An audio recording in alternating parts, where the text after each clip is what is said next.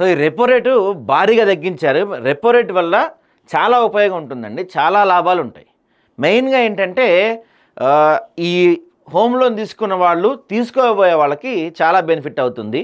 ఈ బ్యాంకుల వాళ్ళు ఏం చేస్తారంటే, దొంగ బ్యాంకుల వాళ్ళు ఈ రెపో రేట్ తగ్గించిన ప్రతిసారి మీ ఇంట్రెస్ట్ రేట్ తగ్గాలి, మీ ఈఎంఐ అమౌంట్ తగ్గాలి, కానీ వీళ్ళు తగ్గించరు. మీరేం చేస్తారంటే, రెపో రేట్ తగ్గింది కదా, మరి నా ఈఎంఐ ఎంత తగ్గుతుంది అని మీరు వాళ్ళని క్వశ్చన్ చేయండి, నా ఇంట్రెస్ట్ రేట్ ఎంత తగ్గుతుందని మీరు వాళ్ళని క్వశ్చన్ చేయండి.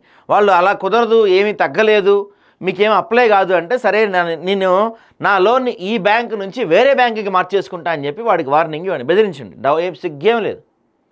బ్యాంకుల వాళ్ళు మనల్ని గట్టిగానే దోచుకుంటా ఉంటారు, ఇబ్బంది ఏమి లేదు, చెప్పండి బాబు, నువ్వు గవర్నమెంట్ తగ్గించిన రెపో రేట్ ప్రకారం నా ఈఎంఐ ఎంత తగ్గుతుంది, నా రేట్ ఆఫ్ ఇంట్రెస్ట్ ఎంత తగ్గుతుంది, నాకు లెక్కలు చూపెట్టు, లేకపోతే నేను వేరే బ్యాంకులోకి నా లోన్ షిఫ్ట్ చేసుకుంటా అని చెప్పండి. రెడీగా ఉన్నాయి బ్యాంకులు.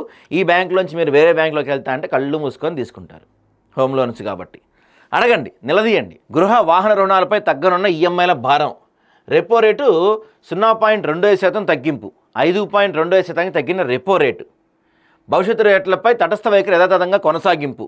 జీడిపి వృద్ధి అంచనా 6.8 నుంచి 7.3% పెంపు. ద్రవ్యోల్బణం అంచనా 2% నుంచి 2.6 నుంచి 2% తగ్గింపు. దేశీయ బ్యాంకింగ్ వ్యవస్థలో ద్రవ్య లభ్యత భారీగా పెంపు.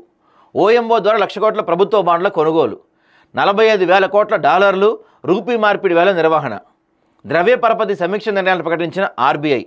2026 ఫిబ్రవరి 4-6 తేదీల్లో తదుపరి సమీక్ష ఉండబోతుందంట. సో భారీగా తగ్గబోతున్నాయి మనకి. ఫారెక్స్ మార్కెట్లో రూపాయి మార్కప్ విలువను ఫలానా స్థాయి లేదా శ్రేణిని కట్టడి చేయాలని లక్ష్యాలేమి నిర్దేశించుకోలేదని ఆర్బీఐ గవర్నర్ మల్హోత్రా అన్నారు.